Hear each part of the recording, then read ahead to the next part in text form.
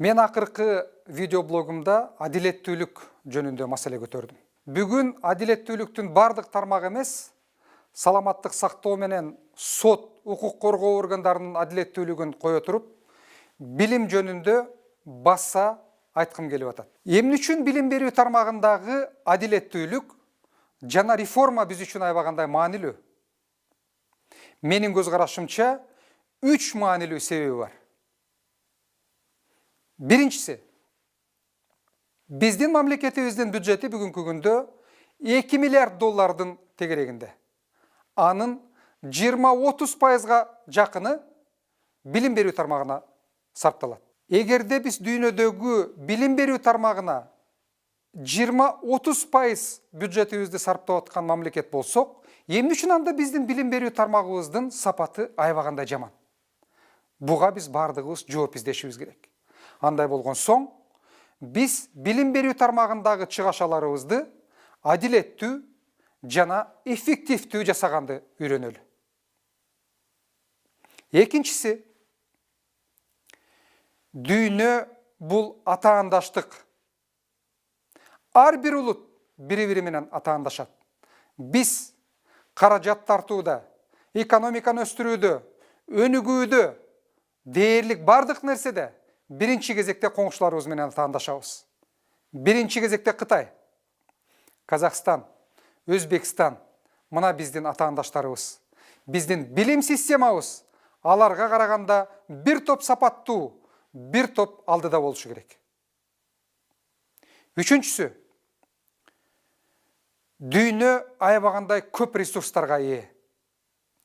Эгерде биз балдарыбыз менен кыздарыбызды сапаттуу билимдүү кыла турган болсок, чет тилдерин илимпоз кыла турган болсок, сын көз менен карай ала турган адамдарды тарбиялай турган болсок, анда биз дүйнөлүк ресурсту бардык улуттар менен талашууга, алар менен атаандашууга чоң мүмкүнчүлүк алабыз.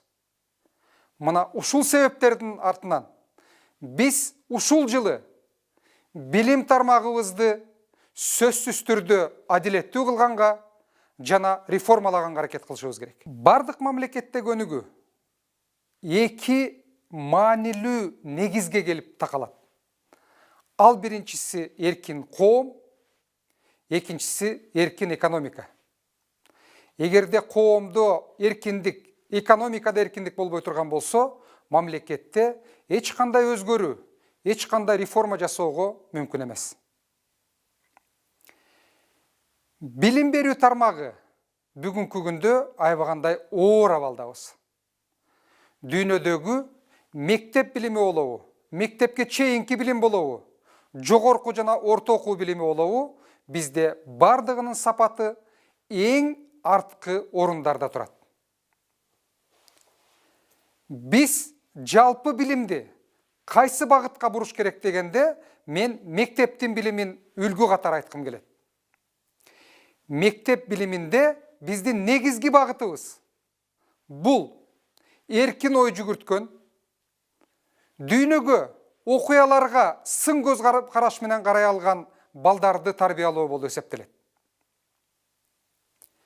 Билим тармагында биз биринчи кезекте информациялык технологияларга, илимге, математика, химия, биология, физика сабактарына жана ошону менен бирге эң маанилүү дүйнөдөгү бүгүнкү күндө бардык мамлекеттерди, ишкерлерди, маданиятты бириктирген англис тилине басым жасашыбыз керек. Билим берүү тармагынын башкаруусу кандай болуш керек дегенде мен төмөнкүлөрдү айтат элем. Биз тез аранын ичинде бардык мектептерге, окуу жайларга байкоочу кеңештерди киргизели. Байкоочу кеңештер боюнча мыйзам 2014 жылы менин инициативам менен кабыл алынган. Биз бул мыйзамды бүгүнкү күндө иштетүүгө толугу менен мүмкүнчүлүктөрүбүз бар. Биздеги эң туура эмес багыттардын бири бул билим берүү тармагын башкаруу болуп эсептелет. Билим берүү тармагындагы негизги багыттардын бири жетекчилерди бекитүү. Бардык билим берүү министрлери, ага жакын адамдар, директорлорду, мугалимдерди өздөрүнүн кишилерин койгусу келет. Бул туура эмес. Биз мектептердеги директорлорду байкоочу кеңеш тарабынан конкурстун негизинде бекитишибиз керек. Бул коррупциядан арылууга бизге жардам берет. Көп убакта маселе туруп калат. Мектеп директорлору бизде жакшы иштеп атабы, же болбосо жаман иштеп атабы деп. Мектеп директорлорунун ишинин эффективдүүлүгү бир гана нерсе менен ченелиши керек. Ал мектептеги окуучулардын билим сапатынын деңгээли. Эгерде мектептеги окуучулардын билим сапаты жогору боло турган болсо, ал татыктуу директор.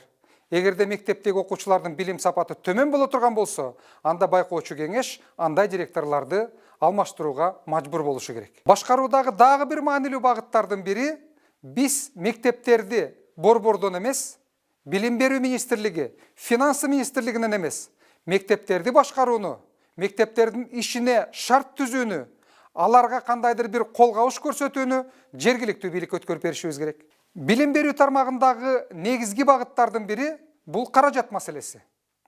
Бизде бүгүнкү күндө мектептердин абалы жакшыбы, жаманбы, сапаты жакшыбы же жаманбы, окуучулар кандай билим алып атат, ага карабастан туруп, биз бардык мектептерди мамлекеттик бюджеттен каржылайбыз. Бул туура эмес жол болуп эсептелет. Биз ар бир окуучуну, ар бир студентти өз-өзүнчө ваучердик система менен каржылаган жол көтөлү. Эми көп мен айтып аткан идеяларды колдобогон адамдар айтышы мүмкүн. Андай болгондон кийин мектептердин бардыгы, же болбосо жетекчилер, же болбосо мугалимдер чаржайып кетип калат да деп. Эми мамлекеттин ролуна келебиз. Мамлекет дегенде мен биринчи кезекте билим берүү министрлигин айткым келет. Билим берүү министрлиги бардык мектептердин үстүнөн контролдоо эмес, алардын билимдин сапатынын стандартын, мугалимдердин иштөө стандарттарын гана иштеп чыгышы керек.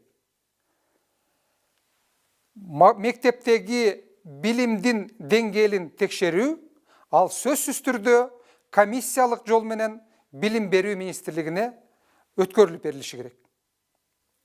Мектептерди контролдоодогу негизги ролдордун бири бул ата-энелерге, коомго жалпы, массалык маалымат каражаттарына, жана мен айтып аткандай эле байкоочу кеңештерде болот.